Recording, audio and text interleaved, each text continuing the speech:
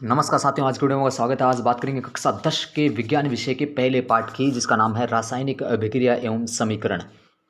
तो साथियों, सबसे पहले जान लेते हैं कि रासायनिक जो अभिक्रियाएं हैं और रासायनिक अभिक्रिया होती क्या है।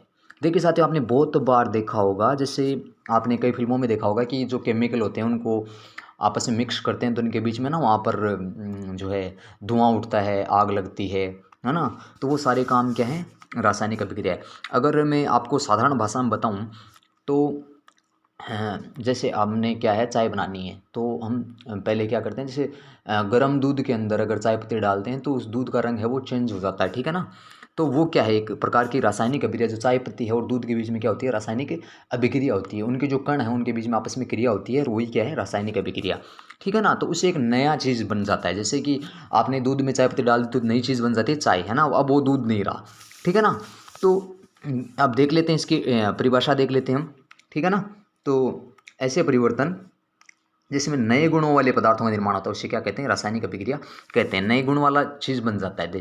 दूध का स्वाद अलग होता है, चाय का अलग होता है, आपको पता है, उसका गुण अलग होता है, रंग अलग होता है, ठीक है ना, नया बन गया, ठीक है। अब देखते हैं इसमें जो अभिकारक क्या होते हैं, रासायनिक अभिक्रिया में क्या क्या चीज़ें होती हैं, ठीक है। तो रासायनिक अभिक्रिया देखिए, आपने यहाँ पर ये टॉपिक देखिए आप, ऐसे पदार्थ है जो किसी रासायनिक अभिक्रिया में हिस्सा लेते हैं, रासायनिक अभिक्रिया में क्या करते हैं, हिस्सा लेते हैं, उन्हें क्या कहते हैं, अभिकारक कहते हैं, ठीक है ना। तो जैसे रासायनिक अभिक्रिया में, अब चाय वाला एग्जाम्पल है ना, वो बेस्ट आपके लिए। तो जैसे उसमें दूध है, जो चाय पत्ती है, चीनी है, ये सब हिस्सा लेते हैं तो वो क्या, सारे के सारे अभिकारक है, ठीक है। और ऐसे ऐसे पदार्थ हैं जिनका निर्माण रासायनिक अभिक्रिया में होता है, उन्हें उत्पाद कहते हैं। रासायनिक अभिक्रिया जब होती है तो उत्पाद बनते हैं, ठीक है ना, प्रोडक्ट बनते हैं, उत्पाद बनते हैं, है ना। जैसे वही एग्जाम्पल फिर से लेते हैं, तो जो चाय बनती है, चाय बनकर सामने आती है, वो क्या होता है, वो एक उत्पाद है, ठीक है ना।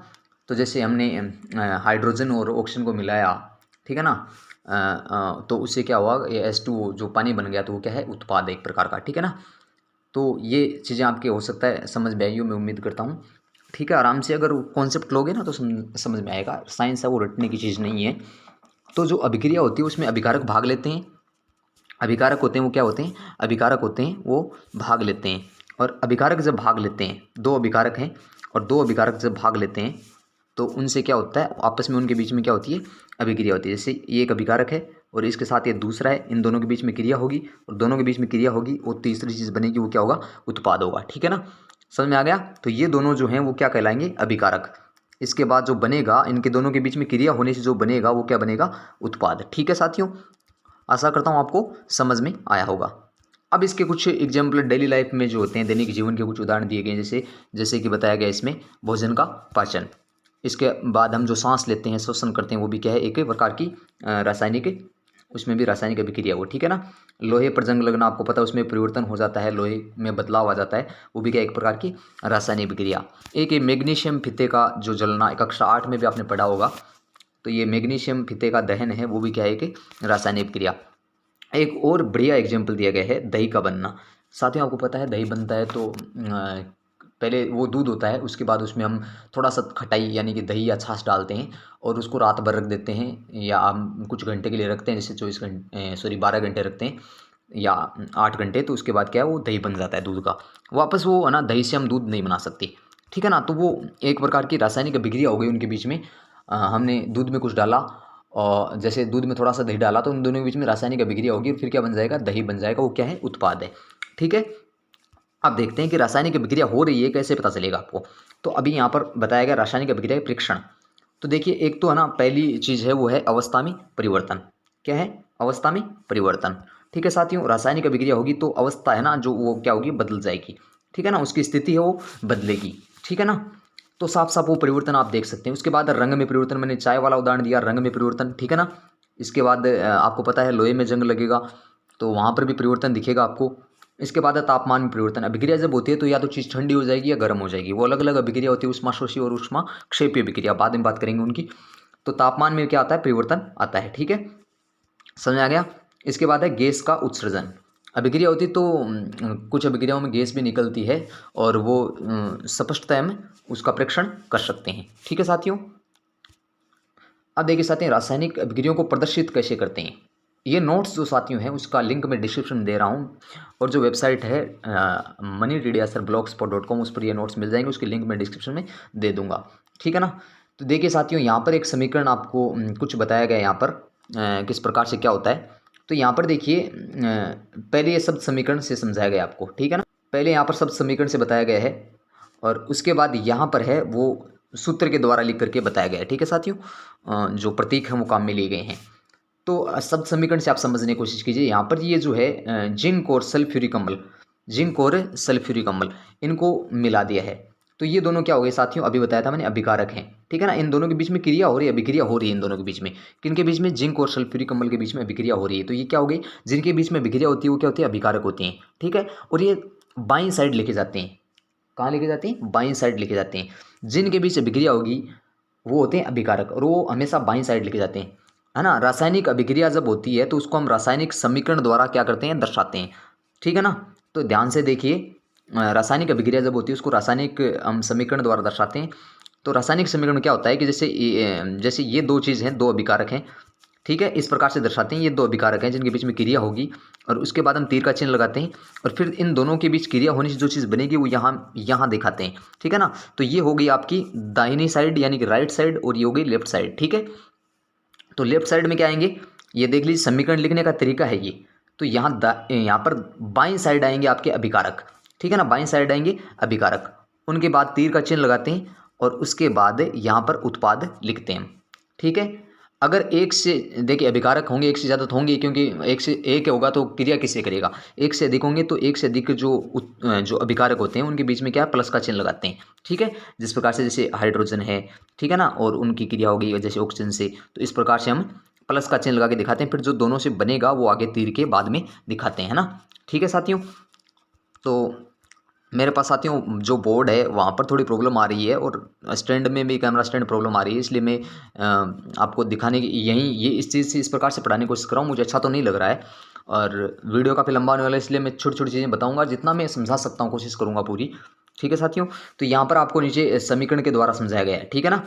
Zn + H2SO4, उसके बाद जो चीज़ इन दोनों के बीच में क्रिया होगी, है ना, जिंक और सल्फ्यूरिक अम्ल है, उनके जो ये हैं प्रतीक लिखे गए हैं, ठीक है ना, इसको सूत्र बोलते हैं, ये सूत्र लिखे गए हैं। इनसे क्या होती है कि चीज़ें, है ना, कम टाइम में और छोटी जगह पर लिखी जा सकती है ना। तो इसलिए प्रतीक काम मिले, जैसे आपको पता हाइड्रोजन का हम H से लिख देते हैं ना, इसी प्रकार से हम जैसे पानी है, पानी का जैसे H2O लिख देते हैं।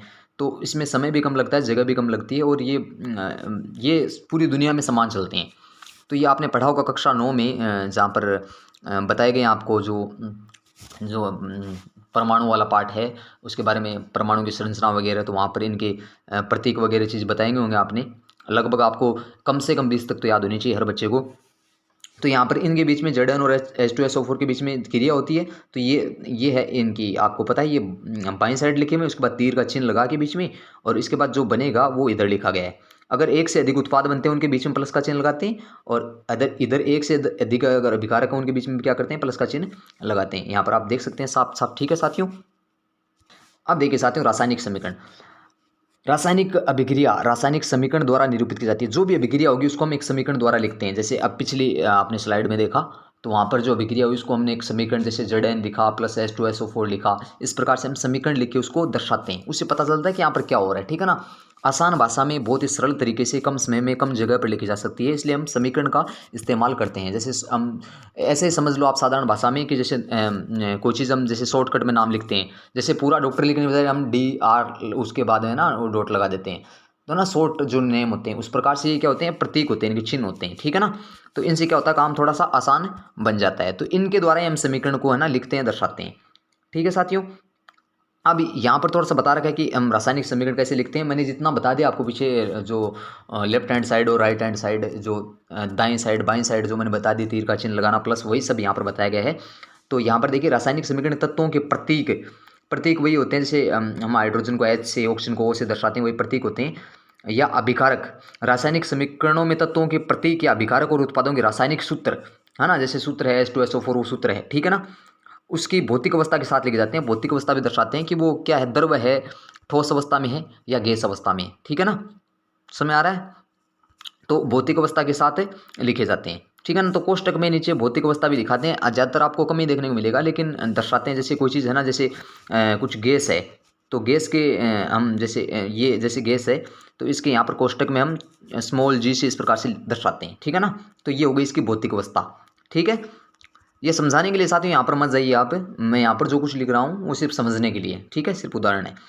इसके बाद जो तीर का चिन्ह होता है, इस तीर जो बीच में तीर का चिन्ह आएगा, इधर आएंगे आपके इस साइड आएंगे आपके अभिकारक और इस साइड आएंगे आपके उत्पाद, ठीक है। तो बीच में तीर का चिन्ह होता है, और इस तीर के चिन्ह के ऊपर या नीचे हम ताप, दाब, उत्प्रेरक आदि यहाँ पर दर्शाते हैं। जो एक्स्ट्रा चीज़ें होती है वो इसके ऊपर या नीचे दर्शाते हैं। जैसे कितना डिग्री टेम्परेचर दिया गया है ना, कितना टेम्परेचर दिया गया है, वो हम यहाँ पर दिखाते हैं तीर के ऊपर या नीचे, है ना। यानी कि कोई चीज़ है, जैसे दो चीज़ें हैं, उनके बीच में हम क्या करवा रहे हैं, अभिक्रिया करवा रहे हैं, और उनके बाद उनको अगर अभिक्रिया, उनके बीच में जो क्रिया हो रही है वो अगर हम उनको मिलाने के बाद अगर गर्म कर रहे हैं, कितना डिग्री तक गर्म कर रहे हैं, कितने तापमान पर हो रही है, तो वो यहाँ पर दर्शाते हैं हम, ठीक है ना, इस तीर के ऊपर, ठीक है साथियों। तो बोर्ड नहीं है तो साथियों समझने में दिक्कत आ सकती है आपको, लेकिन थोड़ा सोचेंगे, थोड़ा करेंगे तो हो जाएगा। और ये इस क्लास स्पेशली उन बच्चों के लिए है जो जिनको बहुत दिक्कत आती है समझने में, ठीक है। तो देखिए, जो बच्चे खुद पढ़ सकते हैं उनको तो वीडियो देखने की जरूरत भी नहीं पड़ती इतनी।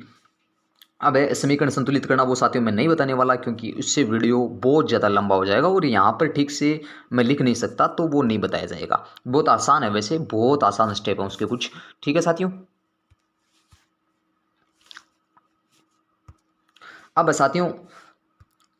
साथियों अभिकारकों उत्पादों की भौतिक अवस्था लिखना, ये थोड़ी देर पहले हमने चर्चा की थी।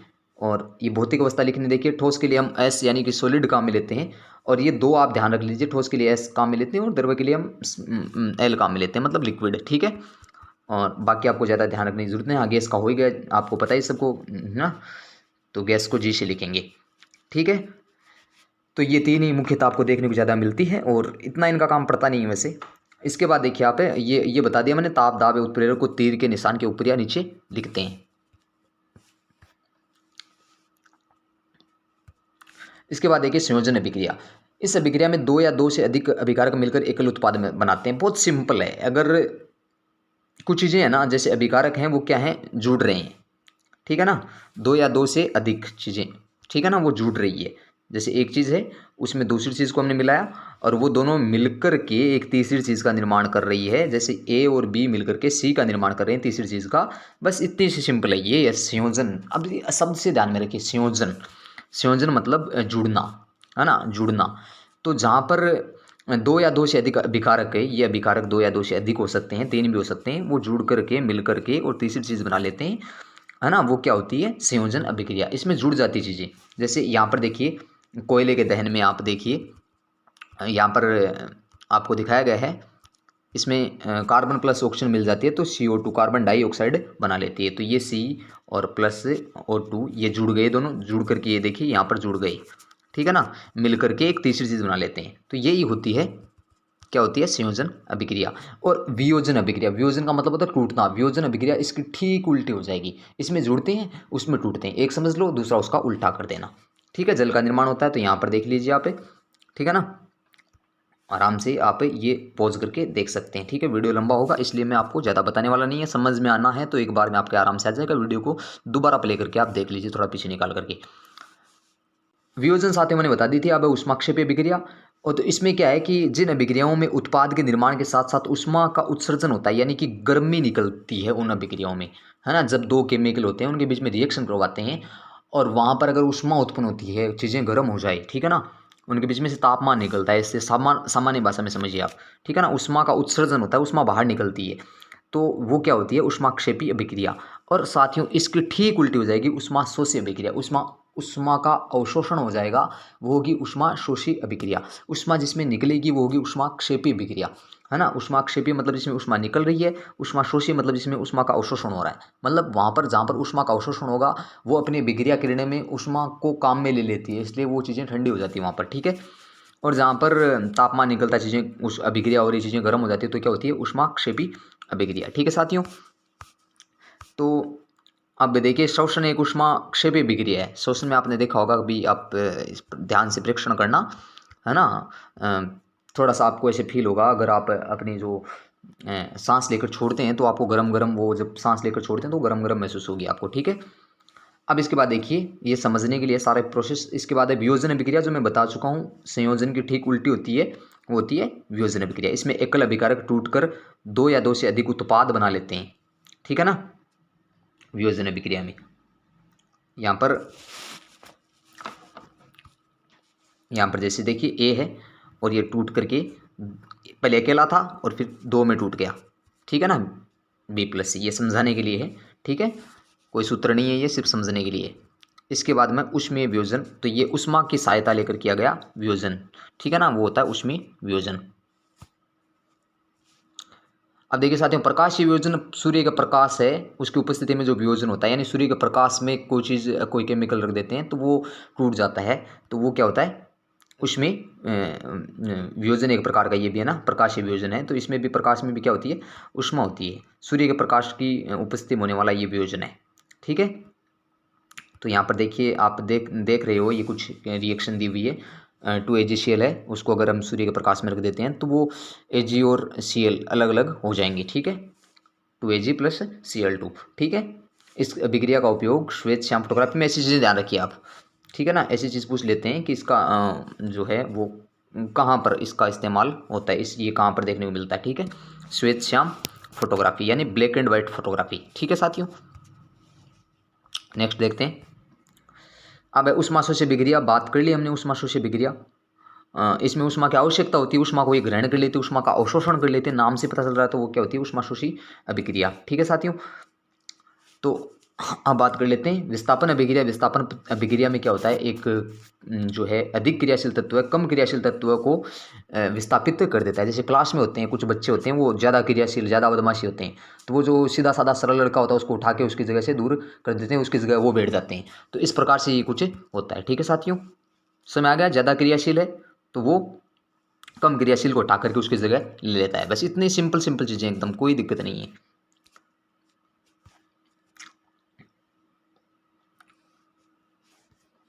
साथियों, आशा करता हूँ आपको ये वीडियो पसंद आया होगा। बहुत लंबा हो रहा है तो मैं आगे बाकी अगर अच्छा लगता तो नेक्स्ट पार्ट बना दूंगा मैं, और कुछ और बेटर समझाने की कोशिश करूंगा मैं। यहाँ पर तो जल्दी जल्दी मैंने जैसा उसका बता दिया आपको जल्दी जल्दी।